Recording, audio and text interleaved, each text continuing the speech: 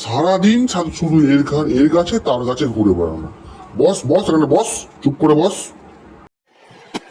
বসছি দাদা, বসছি। আমার কানটা মুলছো কেন? আমার তো খুব লাগছে, দাঁড়াও না, আমি বসছি। এই, তোর অনেক হয়েছে নাটক, এবার বই দিচ্ছি, বই নিয়ে পড়তে বস। এই নে বই, পড়তে বস। অয় অজগর আসছে তেরে, আয় আমটি আমি খাবো পেড়ে। উফ, সে একই বই একই পড়া, সারাদিন আর পড়তে ভালো লাগে না দাদা, আমায় ছাড়ো না, আমি মোষ চড়াতে যাব।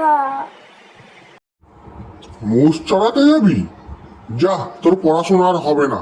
যা যা, বেরো বেরো এখান থেকে, বেরো বেরো, যা যা, বেরো বেরো বেরো বেরো বেরো, তাড়াতাড়ি বেরো। খুব জোর পটি পেয়েছি, কালকে রাতে না অনেক ব্যাং সাপ খেয়েছি তো, পেটটা একটু গুড়গুড় করছে। যাই একটু পটি করে নি, একটু ভালো জায়গা দেখতে হবে। বাবা আশেপাশে কেউ নেই তো? চলো একটু পটি করে নি।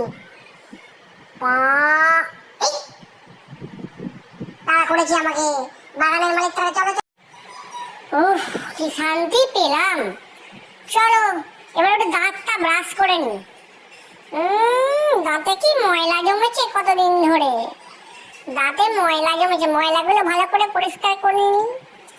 হয়ে গেছে দাঁত মাজা, এবার যাই একটু ব্যায়াম করে নি।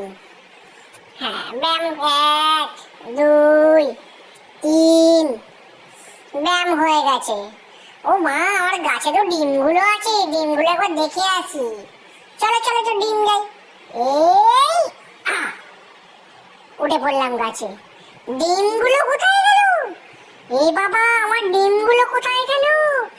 ওই বেটা তেঙ্গে মনে হয় নিয়ে গেছে আমার ডিমগুলো।